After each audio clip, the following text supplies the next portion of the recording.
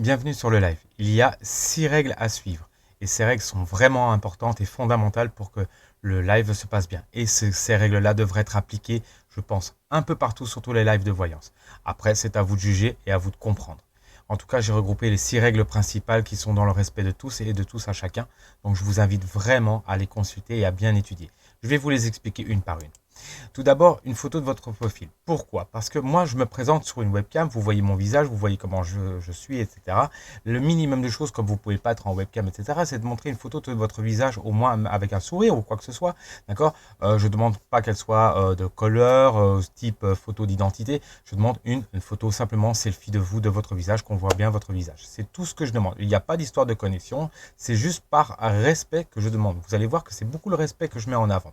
Ensuite, il faut être abonné, ça c'est la moindre des choses que je vous demande, d'accord, et c'est par gentillesse que je vous demande ça. Et surtout, par contre, là c'est important, la voyance ne se fait qu'avec des personnes majeures. Et si la personne est mineure, elle doit être accompagnée d'une personne majeure. Le seul problème, c'est que derrière TikTok, on ne voit pas si votre maman elle est là. Donc on ne peut pas le vérifier. Donc forcément, je ne peux pas prendre les mineurs et je ne prendrai pas les mineurs. L'article 226.1 modifié par la loi, etc., que vous voyez affiché à l'écran, là juste sur ma droite, d'accord, vous explique le pourquoi des comment il faut être majeur. Vous pouvez retrouver sur Légifrance comme sur .gouv toutes ces informations au niveau des lois. Je vous ai mis l'article, vous avez qu'à faire une capture d'écran et vérifier par vous-même. Je demande aussi en troisième règle la question précise et une réponse par oui ou par non. Je vous explique. La question, au plus elle est précise, au plus elle sera une bonne énergie et votre valeur de question aura une réponse de valeur hautement la même. C'est-à-dire, si vous posez une bête question, la réponse sera bête et n'aura pas de nécessité même d'avoir lieu. Par contre, si vous posez bien votre question, vous expliquez bien, je ne vous interdis pas de raccourcir les mots, de faire de fautes d'orthographe, je m'en fiche complètement. Mais du moment que l'intention elle est bonne, on sait, c'est l'essentiel, votre réponse sera aussi bonne, d'accord, et aussi affirmative et aussi positif que vous le souhaitez. Je rappelle toutefois une règle d'or de la voyance, c'est que vous n'avez pas, une fois que vous avez posé une question, vous devez attendre minimum 1 mois avant de reposer cette question. Si vous n'attendez pas et que vous répétez plusieurs fois la question durant le mois, les réponses seront complètement différentes et au risque plus grave de perdre complètement la réponse positive que vous attendiez depuis le départ. Ça veut dire que si vous posez 10 fois la même question, eh bien, au final, ce que vous souhaitez qu'il arrive n'arrivera pas du tout. Donc, un conseil, une seule fois, notez sur un calepin à qui vous avez posé la question, la date, l'heure, et vous ne reposez pas cette question avant 1 mois. Sauf si le praticien, le cartomancien, le voyant, le médium, peu importe, vous dit voilà, dans 3 semaines, ça va arriver. Dans 4 semaines, vous pouvez poser la question.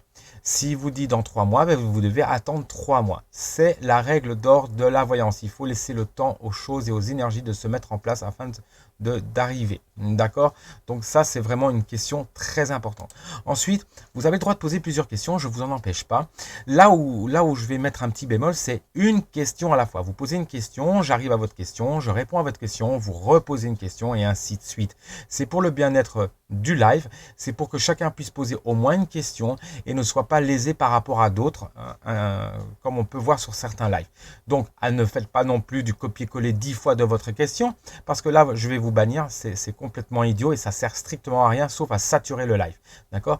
Donc, posez une seule fois la question. Si par contre, vous voyez que la question du dessus a été répondue, la question du dessous a été répondue, mais que votre question n'a pas été répondue, c'est que vous avez été shadowban par TikTok. Ça veut dire qu'il y a un mot qui ne vous est pas permis par TikTok de mettre sur le live. D'accord? Et n'oubliez pas dans vos questions, qu'elles soient précises, de ne pas utiliser les termes comme bientôt, prochainement.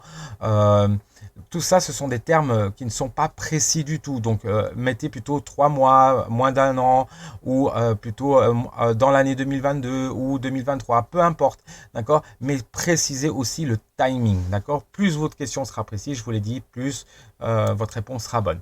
Pas de questions pour quelqu'un d'autre et à la place de quelqu'un d'autre ou sur quelqu'un d'autre. Alors, cette règle-là, vous avez énormément de mal à la comprendre.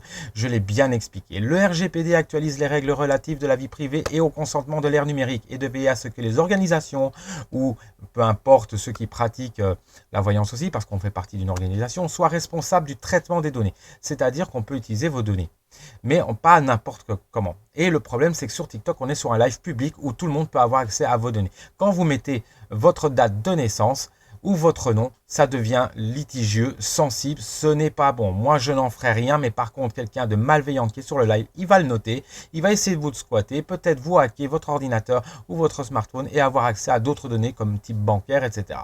Je vous explique, la majorité des gens ont comme mot de passe la date de naissance. Donc déjà, rien que la date de naissance, je vous interdis de la mettre, d'accord? Et la loi aussi l'interdit, c'est sensible. Si vous ne voulez pas avoir des problèmes, je vous aurais prévenu.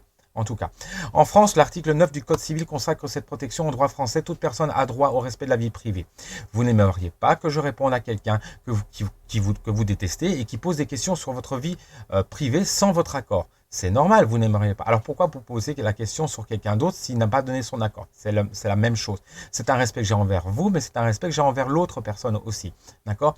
Il n'y a qu'une seule exception, enfin 2 exceptions où je vais répondre à la place de quelqu'un d'autre. C'est si c'est vos enfants et qu'ils ont moins de 16 ans, je vais répondre. Si c'est vos enfants qui ont plus de 16 ans, mais qui sont dans l'incapacité mentale de réfléchir par eux-mêmes, etc. Donc avec un handicap mental très lourd et certifié par le médical.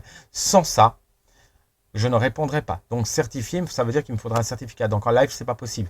Donc je ne répondrai déjà pas aux personnes qui ont un handicap mental lourd, d'accord? Je répondrai pour les enfants qui ont moins de 16 ans. Il faut l'entendre comme ça. Donc si vous me demandez, oui, si votre fille qui a 18 ans va passer son permis, je ne vous répondrai pas, même si c'est anodin comme question. Point final. Voilà, j'espère que vous avez bien compris cette règle numéro 5. Ensuite, pas de question de politique, pas de question de santé, pas de question de grossesse. La politique et la religion sont 2 sujets très sensibles sur les réseaux sociaux et je ne m'engage pas du tout. Donc je répondrai sûrement pas sur ces sujets-là. Et je ne donnerai pas mon point de vue politique, je ne donnerai pas mon point de vue religieux. Il m'appartient. Et voilà, hein, ça ne fait pas de moi qui je suis. Ce sont mes convictions personnelles. Vous les connaissez, vous me connaissez assez bien sur le live. La grossesse est un diagnostic, donc fait partie intégrante de la santé. Il est interdit d'en parler dans la santé sur les réseaux sociaux et pour tous les articles que j'ai mis sur la liste là. Donc, je vous invite vraiment à lire cette liste, d'accord? Sur Legis France, vous pouvez les retrouver, ces articles. J'ai fait un article sur mon site internet regroupant et en expliquant chaque point des articles un par un. D'accord, pour que ce soit. Il faut savoir que c'est quand même une amende de 3 ans de prison jusqu'à 75 000 € si je parle de la grossesse ou si je parle du diagnostic de la santé ou quoi que ce soit. C'est interdit. Dire que vous allez avoir des soucis de santé, ce n'est pas un problème. Dire que vous allez avoir un cancer, c'est un gros problème. Je ne suis pas médecin et je ne me ferai pas passer pour un médecin. Donc, on respecte les règles. Voilà, en tout cas, j'espère que ces 6 règles, vous les avez compris et que vous les respecterez dans mon live. Si vous ne les respectez pas, c'est simple, vous serez muté ou vous serez ban en fonction de l'action que vous avez mis en place. Voilà.